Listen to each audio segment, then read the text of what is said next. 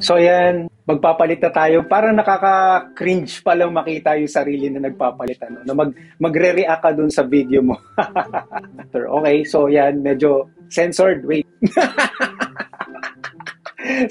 So ayan guys, kailangan nyo talagang magtanggal ng maghubot-hubad talaga dyan guys. Kasi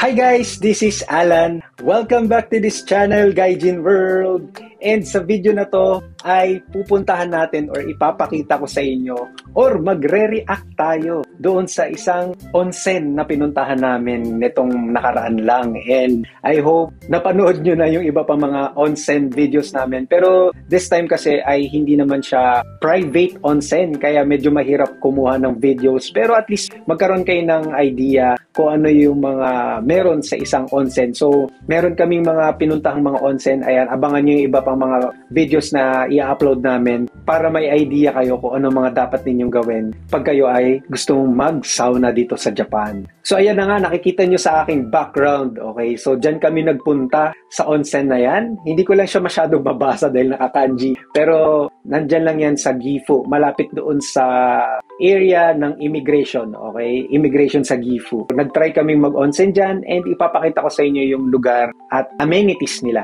So yan yung entrance papunta sa onsen. Tingnan natin, medyo gabi na kami nung dumating dyan kaya medyo madilim yung video. Pero ito yung entrance ng onsenan. So maganda, di ba? Ayan, maraming mga nakapost dahil sa coronavirus. Pag nailagay mo na yung gamit mo sa or yung sapatos mo, kailangan mo maghubad kasi ng sapatos, di ba? So kailangan ilagay mo yun sa isang shoe locker. And dediretso ka na dito sa machine kung saan bibili ka ng ticket. Okay? So mamimili ka lang dyan kung ano yung gusto mong puntahan sa onsen. Kung gusto mo bang mag-onsen lang or may iba ka pang mga amenities na gusto matry dito sa onsenan na to. Dito sa sauna, pwede kang magpahinga dun sa mga bato-batuhang area. Okay? May mga magandang area kami napuntahan dyan. Sobrang papawisan ka talaga. Ipapakita ko yun mamaya. So mamimili ka kung magkano yung gusto mong bayaran. Pero dito sa onsen na pinuntahan namin, siguro wala pang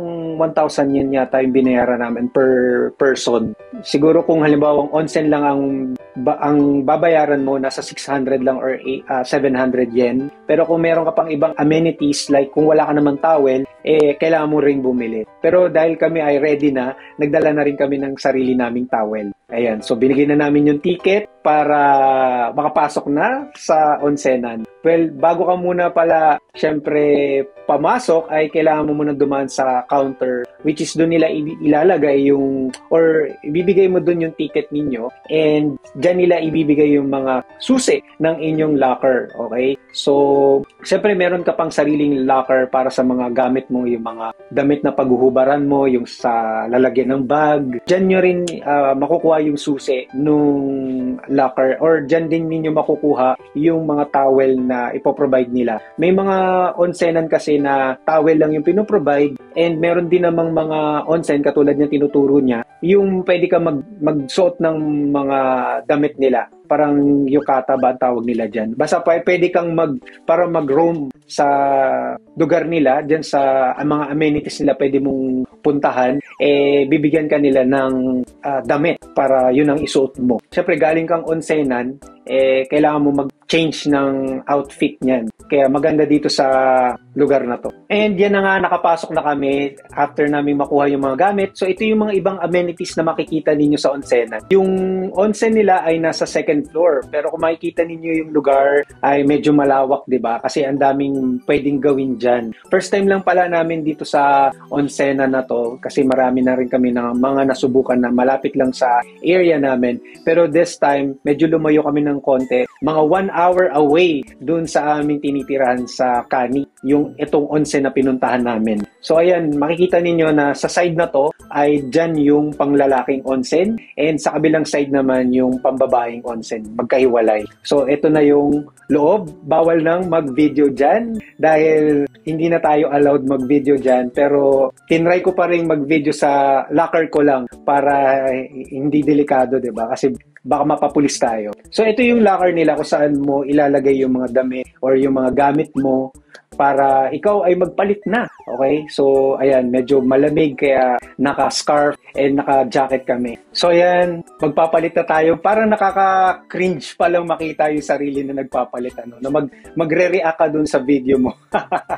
Tingnan nga ninyo kung kumusta naman, nangayayat nga ba ako kasi 'di ba nito mga nakaraang buwan ay nag-start na akong magpapayat. So kung mapapansin niyo dun sa mga previous video ko no mga siguro bandang May or gusto ko malaman kung ano opinion niyo, pumayat ba ako compare doon sa mga previous videos na ina-upload ko dahil yun nga intense ba yung ginawa kong pagdadayat. Actually gusto ko talagang mag-comment, gusto kong gumawa ng video about dun sa before and after ng pagpapapayat ko. Ayan, medyo chubby pa rin pala, no? Ngayon ko lang napansin. Pero gusto ko yan i-compare yung sarili ko sa before and after. Okay, so yan, medyo censored. Wait.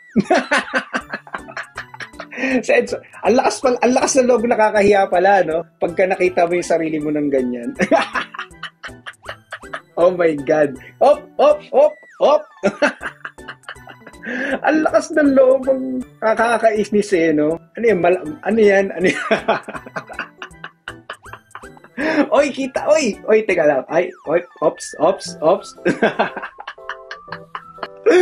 Mukhang tanga. So ayan guys, kailangan nyo talagang magtanggal ng maghubot-hubad talaga dyan guys. Kasi kailangan nyo talagang maghubot-hubad dyan at magpalit nung yun nga yung pinrovide nilang damit. May ibang onsen talaga na ganito kaganda. Meron silang sariling mga damit para mapuntahan mo yung mga amenities, yung iba pang mga lugar dyan sa onsenan nila. So nung tapos na kami magbihis, ayan, ito yung isa sa mga lugar na nakita namin. Pwede ka magpahinga dyan, may maraming mga mangga. Ayan, kung makikita ninyo, ang daming mangga, diba? And meron silang mga upuan dyan na pwede nyong pagpahingan kung gusto nyong matulog, mag-relax, ayan, or massage chair. Meron yan sila. So, ayan, nag-ikot-ikot muna kami para makita namin yung iba pang mga amenities dito sa onsen na to. And makikita nyo pa, may mga library sila dyan ng mga manga. Mahilig talaga silang magbasa ng manga. And talagang lahat series yan makikita ninyo. Ang tahimik lang sa lugar na yan, bawal syempre mag-ingay. And yan, makikita nyo may mga massage chair dyan. And dito sa side na to, yung mga vending machine. Pwede kayong bumili ng mga inumin, yung mga mainit or malamig na inumin. So, 'di ba? So bumaba muna kami para tingnan din yung iba pang mga lugar diyan sa onsen. Mamaya makikita ninyo yung place na sinasabi ko kung saan sobrang pagpapawisan ka kahit hindi ka nasa onsen, humiga ka lang doon sa mga bato-bato na yon. Gusto ko nga bumalik dito sa onsen na to dahil sobrang ganda ng amenities nila. Ito, ipapakita ko sa inyo yung kung saan kami nagstay ng medyo ng matagal. Hindi kami masyado nagstay matagal doon sa mismong onsen, sa sauna. Parang mas gusto namin explore yung mga nasa loob. So ayan, nandito kami sa area kung saan pwede kang mag-relax. And sa harap niyan ay may isang tig-iisang TV kung saan ikaw lang ang makakarinig. Meron silang dyan sa yung higaan namin na yan. Merong speaker dyan na ikaw lang ang makakarinig. O 'di ba? Ang sosyal. O parang talagang gusto mo na lang mag-relax at matulog dyan kaysa magbabad ka dun sa sauna, 'di ba? Kaya hindi nga kami masyadong nagtagal doon dahil dito kami nag-relax. Ayan. So meron kang sariling TV and ikaw lang ang makakarinig niyan. Hindi ka makakaistorbo sa ibang mga katabi mo dyan. And ayan wala masyadong tao kasi nga medyo gabi na nung pumunta kami dyan. And sobrang saya lang kasi syempre iba na naman yung mundo pagka ikaw ay nagtrabaho. Talagang hahanap-hanapin mo yung relaxation agad. Yung pa? Ano yan? So yan ang kasama ko sa onsenan. Kaming dalawa ay ano yan?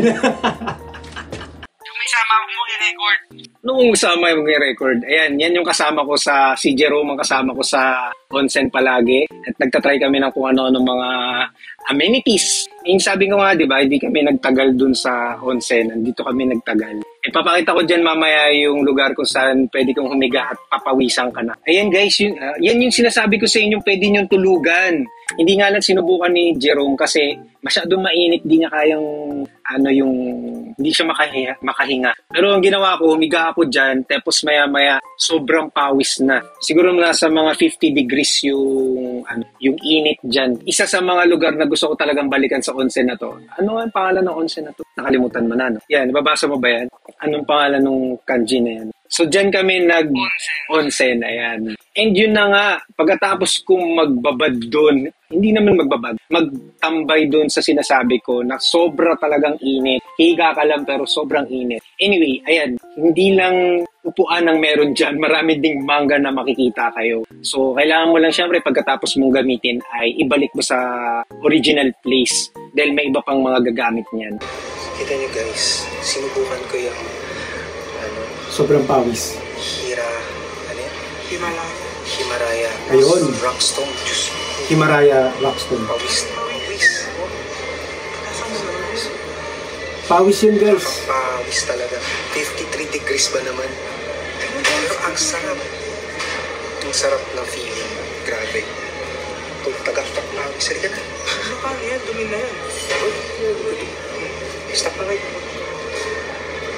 O diba, sobrang pawis ko. Nagstay lang ako dyan sa Himalaya, nila, yung rocks, stone or rock, ano ba yan? Yan o yan, dyan, pwede kayong humiga dyan. And sobrang init guys, talagang tagaktak ang pawis nyo dyan. Napakasarap sa pakiramdam. Ayan, yan yung kanji, medyo mahirap basahin. Pero ganyan nakaganda sa loob. Parang may mga asin sa mga walls and hihiga kayo dun sa batuhan. Mga maliliit na stones yan, na white stones. Then magre-relax ka lang. So ayan guys, tapos na akong maligo. Tapos na kami mag-onsen yan and pabalik na kami sa baba ng onsenan. Kaya nagbibihis na kami dyan. Sobrang bilis lang namin nag-onsen at nagtagal nga kami sa labas. So ayan, I hope nagustuhan nyo yung video na to. And magta-try pa kami bumisita sa mga iba't iba pang mga onsen. Kaya abangan nyo yun guys. Nagaanap talaga ako ng private onsen kung saan pwede kang mag-video sa loob ng mismong onsen. Pero dito ka nga kasi bawal nga naman mag-take ng mga videos or picture dahil syempre, bawal talaga. Okay, so kung may private onsen yan, di kahit ikaw lang makakakuha, pwede, di ba? Kuha na mo yung sarili mo. Pero dahil may ibang tao, ay bawal sa YouTube. So I hope nagustuhan nyo itong video na to. Kung nagustuhan nyo yung video na to, please mag-like naman kayo. And i-share nyo na rin tong video na to sa mga gustong makaranas na mag-onsen dito sa Japan. Ayan, para may idea kayo kung ano-ano yung mga pwede ninyong makita dito. So, please, kung nagustuhan nyo nga itong video na to, mag-like na kayo and mag-comment din kayo kung may pwede kayong i-share na mga experience ninyo sa pag-onsen dito sa Japan ay mag-comment down below kayo. And don't forget to subscribe to our YouTube channel, Gaijin World, para sa mga susunod pang mga videos na katulad nito. And sa mga nakapag-subscribe na at patuloy na nanonood dito sa aming YouTube channel, ay maraming salamat sa patuloy na panonood. Ayan, so dyan yung locker ko, dyan natin inilalagay yung sapatos. Dahil pauwi na kami, so ayan, may separate silang locker for the shoes. So ayan guys, thank you so much for watching. I hope nagustuhan nyo itong video na to. At sa mga hindi pa pala nakapag-subscribe, mag-subscribe na kayo and i-hit nyo yung notification bell para lagi kayong updated sa mga ganitong klaseng videos. Gustong-gusto namin yung go-onsen, lalo na ngayong winter. Malapit nang mag-winter at sobrang lamig. Kaya ayan, I hope to see you on our next video. This is Alan. Maraming salamat uli and sana check nyo yung aming YouTube homepage at puntahan nyo yung playlist dahil marami kami mga nakahandang videos dyan na makakatulong sa inyong pag-stay dito sa Japan. Ayan. Thank you so much again. This is Alan. I will see you on our next onsen video. Thank you. Bye!